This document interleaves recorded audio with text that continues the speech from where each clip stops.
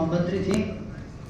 मैले भने यसै कार्यकालमा हामीले जनकपुरमा रेलको लिक पनि ओछ्याउनु पर्छ, रेल बनाउन पनि लाउनु पर्छ, किन्नु पनि पर्छ, ल्याएर कुदाउनु पनि पर्छ। त्यो काम गर्नुहोस्। उहाँ नभन्दै त्यस काममा लाग्नुभयो र त्यस काममा अगाडि बढाउनु। आज जनकपुरमा रेल पुगेको छ, त्यसलाई विस्तार गर्नुहोस्। रेलको बाटो यसै प्रदेशमा अब बर्दिवाससम्म पुर्याउने हाम्रो योजना छँदैछ। फेरि पूर्व पश्चिम रेलवेका लागि पनि बाटो काम भइरहेछ।